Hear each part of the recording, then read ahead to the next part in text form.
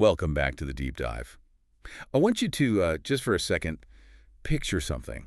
Something I think is pretty much hardwired into the American psyche. Okay. You're on a highway, you've just passed the city limits, and, the suburbs are kind of thinning out, and then you see it. A cluster of, well, of these long rectangular homes. Sitting on concrete blocks. Exactly. Maybe some of that vinyl lattice stuff skirting the bottoms. Conjuring up the trailer park. The trailer park. And, let's be honest. When that image pops into our heads, it comes loaded with a whole set of assumptions, right? Absolutely. You immediately think about poverty, maybe, transience. You think of structures that look like they might not make it through a really stiff breeze. It's become this symbol for a certain rung on the socioeconomic ladder that, most people are trying to get away from. It is a symbol for sure. But what's so fascinating about symbols is how they can stick around long after the reality on the ground has completely changed. So while you might be driving by and seeing a sort of last resort for housing, there's another group of people looking at that exact same piece of land and seeing something entirely different. And that, right there, that's the hook for our deep dive today. Yeah. Because while our culture is busy looking down on these communities, some of the smartest money on the planet, I'm talking about global finance, private equity firms, the people who actually move markets. Right. They're looking at them. And they're not seeing trailer trash. Yeah. They're seeing what might be one of the single most resilient, high-yield asset classes in real estate today. They see a gold mine. They see a captive customer base, a barrier to entry for competition that's almost impossible to get over, and a stream of revenue that, it outperformed almost every other real estate sector during the last few recessions. It's a jarring disconnect, isn't it? The gap between the stigma and the actual balance sheet. It really is. So that's our mission today. We are going to try and bridge that gap. We need to get into the mechanics of this corporate gold rush, really understand why Wall Street is suddenly obsessed with manufactured housing. And then we need to look at the human side of it all. The tenant trap, as some sources call it, but also these retirement paradises and the global picture. Because it turns out the way we treat these so-called mobile homes, it says an awful lot about how we view property rights, class, and, stability itself. And we have a whole stack of sources to get through. It's going to take us from, the boardrooms of the Carlyle group all the way to these punk communes in Berlin called Wagenburgs. That is a wide spectrum. It is. Okay, so let's start with the basics. Terminology. I used trailer park a second ago because, well, that's what everyone calls them. But if I were a developer, I wouldn't use that term, would I? Oh, no, you'd be corrected very, very quickly. The industry standard, the professional term, is manufactured housing community, or maybe land lease community. Trailer is kind of a dirty word. It's a relic. It really goes back to the travel trailers of the 30s and 40s. You picture Lucy and Desi in the long, long trailer, literally hitching their house to the bumper of a car and just driving off. But the homes we're talking about today, the ones actually sitting in these communities, they're not really going anywhere, are they? Statistically, almost never. And that's maybe the first big misconception we have to get out of the way. Okay. They're built on a steel chassis, and yes, they have wheels to get them from the factory to the site. But once that manufactured home is set on its blocks, skirted and, hooked up to water, sewer, electric, it's effectively permanent. It's too expensive to move. Incredibly expensive. To move even a smaller, single-wide home, you're looking at $5,000, maybe $10,000. Wow. A double wide. Forget about it. You're looking at way more. And that's assuming the structure can even survive the stress of being pulled apart and put back on the road. It's often not possible. So mobile home is a total misnomer. It's a home that was mobile exactly one time. One time. On its trip from the factory to the pad. That's it. It's mobile in theory, but completely stationary in practice. And that detail is actually the key to the whole economic model, which I know we'll get into. It's everything. But, despite the reality, the labels mobile and trailer just stick. And with those labels comes this really specific, really heavy stigma. Yeah, we have to talk about the trailer trash slur. Yeah. It feels like one of those terms that's still kind of socially acceptable to throw around. Yeah. In a way that other class-based insults really aren't anymore. It's an incredibly loaded term, isn't it? It's not just about being poor. It combines classism with a kind of moral judgment. Right. It implies that the people who live in these homes are not just poor, but somehow lesser. You hear it grouped with terms like white trash or ghetto to describe people who supposedly lack social decorum or, civic pride. And it gets used at the highest levels. There's that infamous quote from James Carville, who was a top advisor to Bill Clinton. It was during the Paula Jones scandal back in the 90s. Oh, I know the one you mean. He said, "Drag $100 bill through a trailer park. There's no telling what you'll find." It was just a savage thing to say. He was, in essence, discrediting a witness by just associating her with a trailer park. The implication was so clear. That people who live there have no integrity. Right, that they're desperate, that they're venal, that their testimony can be bought for $100. And that wasn't just some, off-the-cuff mistake. Yeah. It worked because it tapped into this really deep pre-existing cultural bias. The idea that if you live in a stick-built house, you're a proper citizen. If you live in a manufactured home, you're a suspect. That's a great way to put it. And that bias has very real consequences. It gives local governments cover to use zoning laws to keep these communities out because we don't want that element here. And it lets society as a whole kind of ignore the predatory economics that can happen inside the gates because, well, it's just a trailer park. But as you said, while the culture was busy sneering, the capital was circling. That's right. Okay, let's get into the money. This is the part of the research that, honestly, it just blew my mind. Because I think I grew up with this image that these parks were owned by, I don't know, some local guy named Earl who drives a pickup and, collects the rent in cash every month. And for decades, that was basically true. It was a mom-and-pop industry. Somebody inherited a piece of land on the edge of town. They poured some concrete pads, put in a septic system, and just generated a steady passive income. The industry was very fragmented. So when did the sharks show up? When did Wall Street start paying attention? The big shift really picked up steam in the late 2010s. You have to remember the environment then. Interest rates were at historic lows, so investors were absolutely desperate for yield, anything that could generate a decent return. That money was cheap. Exactly. And so they're looking around, they look at shopping malls, and they see Amazon killing them. They look at office buildings, and that seems risky with remote work starting. And then they look over at mobile home parks, and they don't see risk. They see a cash cow. Who are we talking about here? This isn't Earl and his pickup truck anymore. No, we are talking about the absolute titans of private equity and institutional capital. The Carlyle Group, Apollo Global Management, TPG Capital, Stockbridge Capital Group. These are household names in finance. These are firms that manage, hundreds of billions of dollars. And for them, these parks aren't communities. They're an alternative asset class. And just to get a sense of the scale, by 2019, how much of the market did they actually control? The estimates I've seen suggest that by 2019, well over 100,000 individual mobile home sites in the U.S. were owned by these large corporate firms. And that consolidation has only accelerated since then. Wow. Okay, so walk me through the why. You said they're chasing yield, but what is it about a trailer park that makes it a better investment than, say, a big apartment complex? It boils down to two things, really. The operating expense ratio and a concept they call the moat. The moat.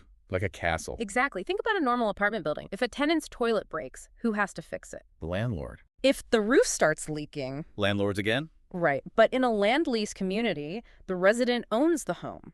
The investor just owns the dirt underneath it and the utility lines. So if the roof on your manufactured home leaks, well, that's your problem. So the owner's maintenance costs are incredibly low compared to the rent they're bringing in. They're minuscule, so the profit margins are just... They're significantly higher.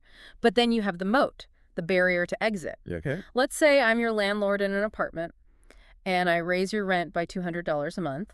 What do? I'd be angry, and I'd probably start looking for a new apartment, hire a U-Haul for a few $100 and move out. Right. You can leave. But now let's say I own the mobile home park, and I raise your lot rent by $200. Can you leave? Well, no, not really. Like you said, it would cost me $10,000 to move my house. I'm stuck. You are economically trapped. That is the captive market we talked about. The investors know you can't afford to leave, so they can push the rent right up to the absolute breaking point. That's a cynical business model. It's cynical, but it's an incredibly accurate description of the model. I mean, look at Stockbridge Capital Group. They're a perfect case study. They bought up a portfolio of around 200 parks. Okay. Between late 2016 and the end of 2017, so just over a year, they saw a return on their investment, an ROI of more than 30%. Hold on, say that again. 30%? More than 30%. In 1 year. In real estate. I always thought a fantastic year in real estate was, I don't know, 8 or 10%? 10% would be great, 30% is. It's astronomical. Yeah. That's the kind of return you normally only hear about with like a high-risk tech startup that strikes gold or some venture capital bet. To get that from a boring asset like affordable housing is just, it's unheard of. How much of that is them just, raising rents versus some kind of financial wizardry? A lot of it is driven by aggressive rent hikes, but there's a huge component of financial engineering and leverage, too. And this is where the story gets either darker or more ironic, depending on how you look at it. A huge number of these corporate buyouts are financed with government-backed loans. You don't mean Fannie Mae and Freddie Mac? The very same. The government-sponsored enterprises. Their entire mission, their legal mandate, is to promote liquidity and support affordable housing in the market. Right. So because mobile homes are, on paper, inherently affordable, Fannie Mae provides billions of dollars in low-interest financing to these private equity firms to go out and buy the parks. Wait, let me get this straight. The United States government is subsidizing private equity firms to buy up affordable housing, which then allows those firms to jack up the rents on residents to generate a 30% return for their investors. That is the feedback loop, yes. In that Stockbridge deal we just mentioned, Fannie Mae provided $1.3 billion in financing. They actually put out a press release labeling it as a win for preserving affordable housing. But for the person living there, it doesn't feel like preservation. It feels like the new owner is just there to squeeze them. That is the common experience, yes. And the prices for the parks themselves are just exploding. I saw a note in the research. The Carlyle Group paid $230 million for just 4 parks in Mesa, Arizona. That was a real watershed moment. That deal sent a signal to the entire market that these weren't some kind of junk asset anymore. These were prime, institutional-grade real estate. But you have to think, if a firm like Carlyle pays that kind of premium price, they have to get a premium return for their investors. Of course. And where does that money come from? It has to come from the pockets of the people living there. Yeah. The retirees, the working-class families. It's the only place it can come from. And this really brings us to what's called the tenant trap. The core vulnerability of this whole housing model is that fundamental separation of the house and the land. You own the depreciating asset, the box, while you rent the appreciating asset, the land. It completely flips the idea of home ownership on its head. I mean, you buy a home to build equity, to have stability, but here, you buy the home, but you're still basically a tenant. You could massive rent hikes. And it's worse than being an apartment tenant. If you get evicted from an apartment, you lose your place to live. Yeah. If you get evicted from a mobile home park, you don't just lose your spot, you lose your house. You lose all your equity. Because you can't move it. And if you can't afford to move it, and most people can't, you often have no choice but to abandon it or sell it to the park owner for, pennies on the dollar. So the park owner gets the land back, ready for the next person, and they get a home for next to nothing that they can then turn around and rent out or resell. It sounds almost predatory. Many critics and residents would argue that predatory is exactly the right word for it. The business plans for these acquisitions often explicitly state that the current rents are below market and that there's an opportunity for aggressive increases. But market rate doesn't mean anything in a captive market. It just means whatever people can possibly pay before they go completely broke. That's the practical definition, yes. Okay, but are they at least putting some of that money back into the parks? If my lot rent goes up 30%, am I getting a new playground for the kids or, I don't know, better roads? The anecdotal evidence and reports from residents suggest, often, no. Because the residents can't leave, there's no competitive pressure on the owner to improve the amenities. Right. In a normal rental market, if the landlord across the street has a nicer pool, you move there. Here, that incentive for customer service is basically broken. The profit model is about extraction, not about adding value. That is a grim picture for the people living there. But surely this isn't happening in a vacuum. Is there any kind of pushback? Any new regulations to protect these people? There is, but it's very much a David versus Goliath kind of fight. The laws that govern these communities are mostly at the state level, and many of them haven't been seriously updated in decades. But some states are trying. Some are. Colorado is probably the best example right now. What's going on in Colorado? They passed legislation that gives residents what's called an opportunity to purchase. So basically, if a park owner decides to sell, say, to one of these big private equity firms, they first have to give the residents official notice. A chance to buy it themselves. A chance to make a counteroffer, yes. They usually get 90 days. 90 days, that seems impossibly short. Yeah. How are you supposed to organize, 100 different families, get them all on the same page, and find financing for a multi-million-dollar property in 3 months? It is an incredible sprint. It's so, so difficult, but it's not impossible. It has happened. There are nonprofits, like an organization called ROC USA, that's Resident-Owned Communities, that specialize in helping these groups navigate the process and find financing. And when it works, the whole dynamic must change. It flicks completely, because when the residents own the park as a co-op, they're not trying to squeeze out a 30% profit for outside investors. They just need to cover the mortgage and the operating costs, so rents stabilize, sometimes for years. That seems like the only real structural solution then. You have to reunite the ownership of the home with the ownership of the land. It's definitely the most effective fix, but it's a tough battle. They're often competing against all cash offers from huge firms that can close a deal in, like, a week. And sometimes it's not even about rent hikes. I read about a case in San Antonio at the Mission Trails community. Yeah. That was about just erasing the park entirely. That's the other existential risk, the highest and best use risk. Yeah. Mission Trails was a community right on a beautiful river. A developer, a company called White Conley, they looked at that land and they didn't see a mobile home park. They saw luxury waterfront condominiums. So they just bought the land to bulldoze the whole community. Exactly. The residents were all displaced. They got some money for relocation. But for many of them, the community they had spent decades building was just gone. It just highlights that no matter how long you've lived there, no matter if you've paid your rent on time for 20 years, if the land under your home becomes valuable enough, you're just in the way. You're an obstacle to profit. Okay, I want to pivot a little bit here because if we only focus on this exploitation narrative, we're missing a huge and very different part of the manufactured housing world. Right. We have to talk about the places where people are literally lining up, fighting to get in, not trying to get out. The whole 55 and over phenomenon. Yes. This is the complete flip side of the coin. If you go places like Florida, Arizona, Palm Springs, you'll find these manufactured housing communities that, well, they look more like country club resorts than what we think of as a trailer park. And these are the communities that operate under OPA, the Housing for Older Persons Act. Correct. OTPA is a federal law that creates an exception to the Fair Housing Act, allowing these communities to legally discriminate based on age. So they can say, no kids allowed. They can. The rule is typically that at least one resident in the home must be 55 or older, and they can, and do, strictly prohibit anyone under 18 from living there. No screaming kids by the pool. That is the #1 selling point. It creates this very controlled, very quiet, very predictable environment that a lot of retirees are looking for. And because these residents are often retirees who have savings, who have equity from a previous home, the whole power dynamic is different. Tell me about the amenities. We're not talking about a rusty swing set and a patch of grass here. No. We are talking about heated swimming pools, massive clubhouses with commercial-grade kitchens for events, pickleball courts, shuffleboard, putting greens. Pickleball, of course. Of course, and, a full social calendar of events run by an on-site manager who also makes sure the lawns are perfectly manicured. And what about the homes themselves? Are they different? They're often much higher end. Many of them are ground set, which means they're lowered into a shallow pit so the floor is flush with the ground. No stairs to climb. Inside, you'll find drywall, granite countertops, 2-car garages. I mean, if you didn't know it was a manufactured home, you wouldn't know. But the legal structure is identical, right? They're still renting the land. That's the great irony of it all. Even in these luxurious million-dollar parks, they are still land lease tenants. They don't own the dirt.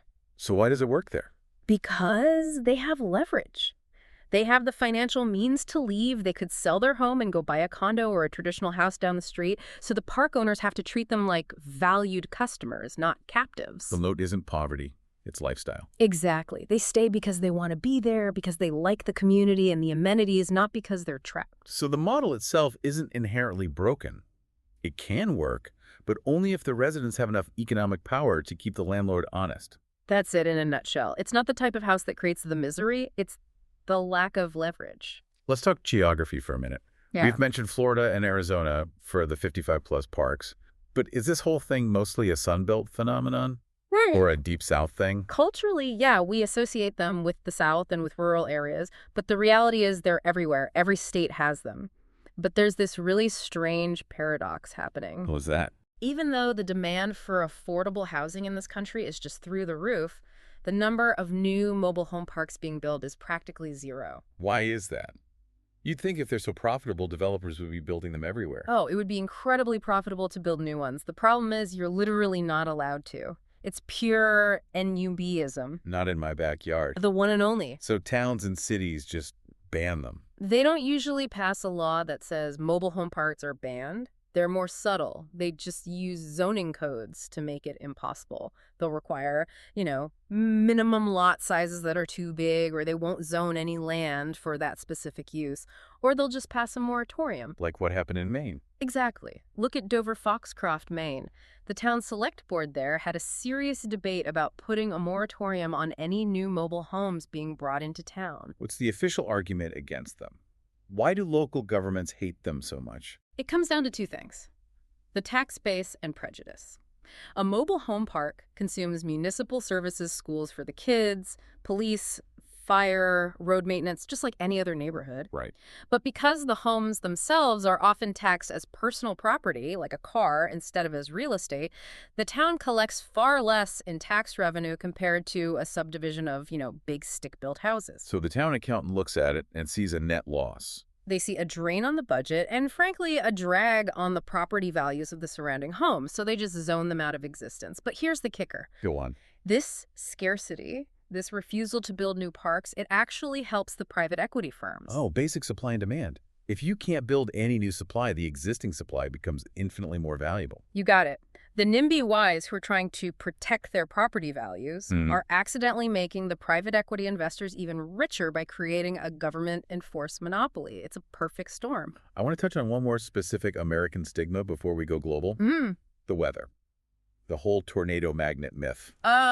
Is there any real truth to that, or is it just that the TV news cameras only show up at trailer parks after a big storm? It's a classic mix of physics and confirmation bias. Historically, yes, there was some truth to it. Older mobile homes pre-1976 were lighter, they weren't well anchored, and they were just structurally weaker than a site-built home. The wind could get underneath it and just... flip it. It's basically a big wing sitting on some blocks. All right. But after 1976, and especially after Hurricane Andrew devastated Florida in 1992, the federal HUD codes for construction got much, much stricter. Modern manufactured homes are built to specific wind zone standards depending on where they'll be located. What does that mean in practical terms? Are they just bolting them to the ground? Essentially, yes. They use things called hurricane straps, which are these heavy-duty galvanized steel ties that anchor the home's steel chassis directly into concrete footings that are poured deep into the ground. They're engineered to withstand very specific wind loads. So a new modern home that's properly installed isn't going to just blow away like Dorothy's house in The Wizard of Oz. The data is very clear. They perform extremely well in high winds. But that image, that stereotype, it just persists. And I think for a lot of us, that image was permanently burned into our collective memory in 2005. Hurricane Katrina. The FEMA trailers. After Katrina wiped out New Orleans, FEMA rushed in thousands and thousands of what were basically travel trailers, not permanent manufactured homes, but small, temporary travel trailers to house all the displaced people. I remember those images. Just endless fields of these little white boxes. It was a necessary humanitarian response, but it was an absolute public relations disaster for the manufactured housing industry. Why? Because those trailers were designed for weekend camping trips, not for people to live in for months or years. They were flimsy. They had major issues with formaldehyde off-gassing. But because the media and the public just called them trailers, everyone conflated them with actual legitimate manufactured housing. So it reinforced this idea that this type of housing is substandard or for emergencies only. Exactly. It became this visual shorthand for government failure and desperation instead of being seen as a viable, permanent housing solution. Okay, let's zoom out, way out. We've been very focused on the U.S. so far, but people live in small, prefabricated homes all over the world. Does the trailer park, as we know it, even exist in other countries? It does, but the cultural meaning and the legal framework around it can shift dramatically. The same physical object can mean something completely different when you cross an ocean. Okay, let's start down under. Australia, they have a huge caravan culture, right? They do. In Australia, the line between what we'd call a trailer park and an RV park is very blurry. They just call them all caravan parks. And while they certainly have long-term residents, there's also this massive cultural phenomenon called the gray nomads. The gray nomads. I love that name. Isn't it great? It refers to retirees who sell their big family home in the suburbs, buy a massive caravan or motorhome, and then spend their golden years just endlessly circling the continent. It's not seen as a step down. It's seen as the ultimate adventure. It's a version of the Australian dream. So living in a caravan park in Australia can actually be a badge of freedom, not poverty. To a large extent, yes. Now, there are still parks that are primarily for low-income housing, but the overall stigma is really diluted by this very popular, very visible recreational culture. Okay, let's jump to the UK. I watch a lot of British TV, and there's always a crime scene at a static caravan park on the coast. The static caravan. Yeah. Yes, a true British institution. In the UK, these are overwhelmingly used as holiday homes. It's not where you live full-time. You buy one in a park, usually by the seaside, and you go there for weekends or for a few weeks in the summer. So it's kind of like a vacation cottage for the working and middle classes. That's historically been its role, yes. Though some of them are getting incredibly fancy now. But here's the really interesting legal twist. Most of these holiday parks have a clause in the contract that prohibits year-round occupancy. What do you mean? You are legally required to vacate the property for a few weeks a year, usually in the dead of winter, like in January or February. Why? It's a legal mechanism to prove it's not your primary residence and to prevent you from gaining permanent tenancy rights. That's a very strange loophole. It is. But there is a second category called park homes, and those are for retirees, much more like the American 55-plus model. Manicured gardens, very quiet, very respectable. In Britain, moving to a park home is marketed as a smart, sensible downsizing decision, not a sign of failure. Okay, let's cross the English Channel to France. Hmm. The French are famous for their rules and bureaucracy. How do they deal with mobile homes? With typical French rigor and logic. In France, it is generally illegal to live in a mobile home as your permanent residence, full stop, even if you own the land it's sitting on. Wait, really? So if I buy a beautiful field in Provence, I can't just park a mobile home on it and live there? No, you cannot. A mobile home is legally defined as a leisure accommodation. You are not allowed to stay in it for more than 3 consecutive months.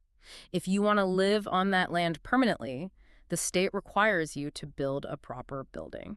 That's a fundamental difference in the whole philosophy of what a home is. It absolutely is. They place a much higher value on the aesthetic and structural permanence of the landscape of the village.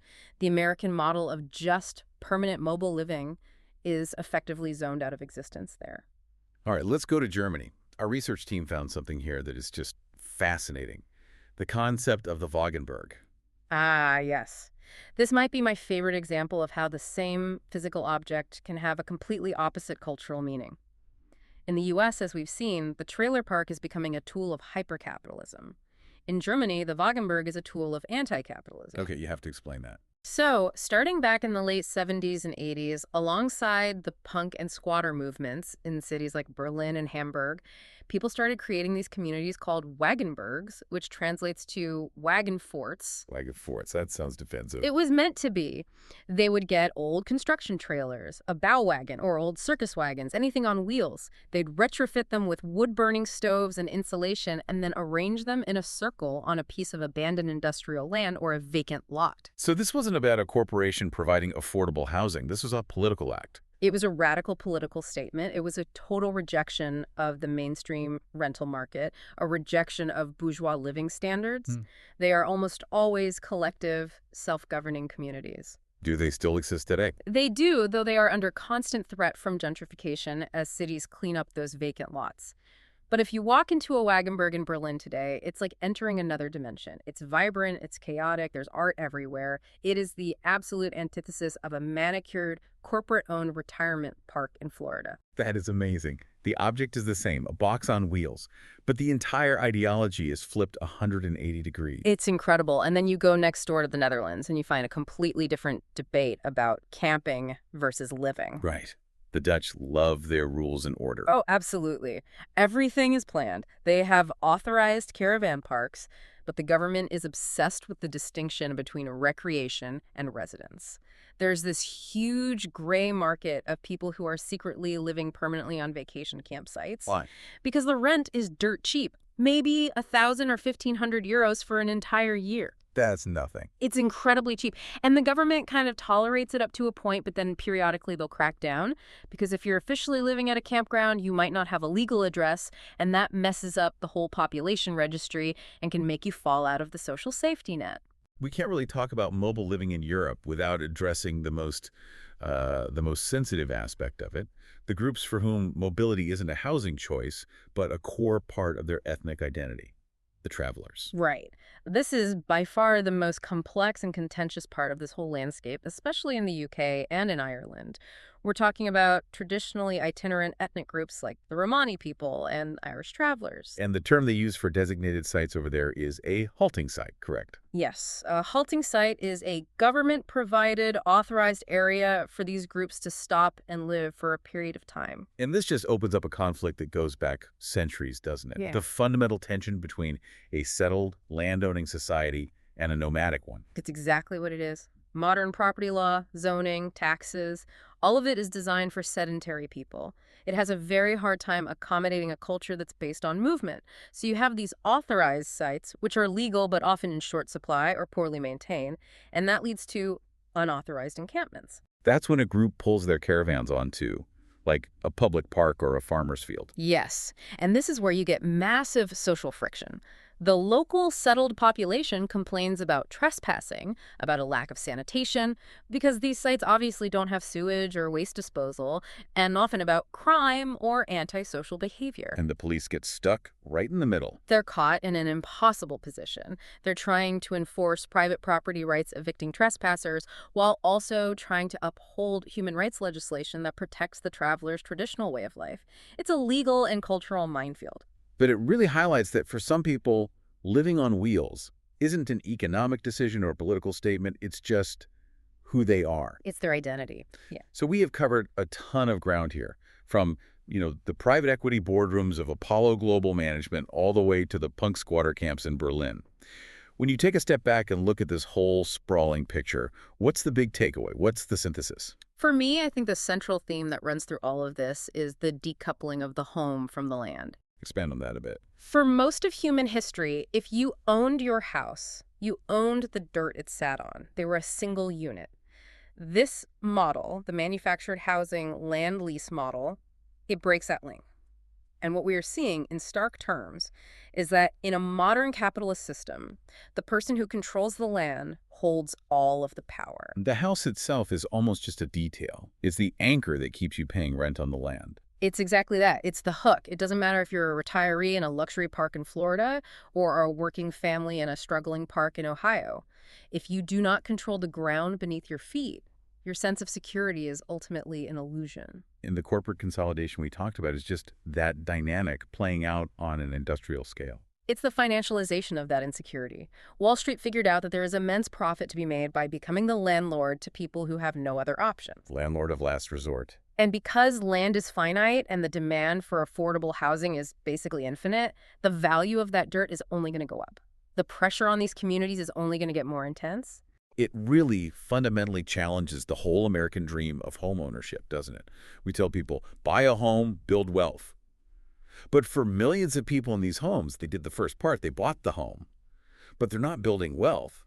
They're just building a revenue stream for a real estate investment trust. They are capturing all of the depreciation of the physical structure, while the investor captures all of the appreciation of the land. It is a perfect economic trap. So here's the thought I want to leave everyone with.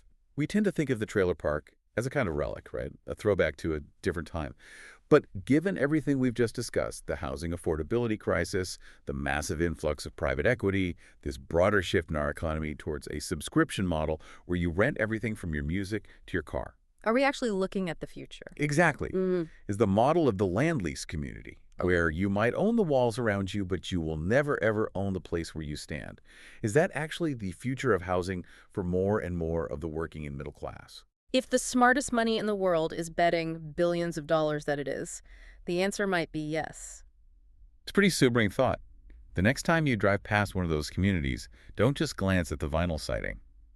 Think about the land and ask yourself who really owns it. Indeed. Thanks for diving deep with us. We'll see you on the next one.